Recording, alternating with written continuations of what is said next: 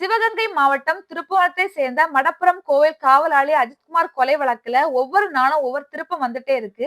இதுல நேற்றைக்கு பாத்தீங்கன்னா என்ன சொல்லியிருந்தாங்கன்னு சொன்னா, அந்த நிகிதாவுடைய காரை வந்து பார்க் பண்றதுக்காக அஜித்குமார்ட்ட சாவியை குடுத்த உடனே அவர் வந்து பார்க் பண்ணிட்டு ரொம்ப லேட்டா தான் வந்து சாவியை குடுத்ததா வந்து நிகிதா சொல்லியிருந்தாங்க. ஆனா சிபிஐ விசாரணையில எப்படி தெரிஞ்சு வந்ததுன்னா, இவங்க வந்து சீக்கிரமா குடுத்துட்டாரு அப்படிங்கிற மாரி சொல்லியிருந்தாங்க. அது மட்டும் இல்லாம நிகிதா வந்து அந்த கார வந்து இவருக்கு வந்து கார் ஓட்ட தெரியாதன் காரணமாக இவருடைய நண்பர்ட்ட சொல்லி கார வந்து கோயிலுக்கு ஆப்போசிட்ல பார்க் பண்ணதாகவும் அவர் வந்து சொல்லியிருக்காரு. ஆனா நிகிதா என்ன சொல்றாங்கன்னா, வடகரை வரைக்கும் அவர் நண்பரோட கார்ல போயிருக்காரு. போயிட்டு திரும்பி வந்தா எனக்கு நீண்ட நேரம் கழிச்சு தான் சாவிய என் கையில குடுத்தாரு அப்படிங்கிற மாரி விசாரணை சிபிஐ விசாரணையும் போது சொல்லியிருக்காங்க.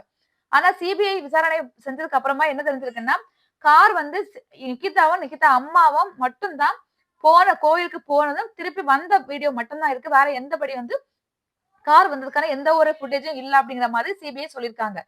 இப்ப இன்னைக்கு பாத்தீங்கன்னா, சிபிஐ விசாரணையில வந்து நிகிதா குடுத்த வழக்கே பொய் வழக்கா இருக்குமோ அப்படிங்கிற மாரி ஒரு சந்தேகம் வந்திருக்கு. மக்கள் தரப்புல என்ன சொல்லிட்டு வந்திருக்காங்கன்னா, இததான் நாங்க ஃபர்ஸ்ட்ல இருந்தே சொல்லிட்டு வந்துட்டு இருக்கோம். நகை திருட்டு போச்சுன்னு சொல்றாங்கல்ல, நகை அஜித்குமார் எடுக்கலன்னா நகை எங்க அப்படிங்கிற மாதிரி வந்து மக்கள் கேட்டுட்டு இருக்காங்க.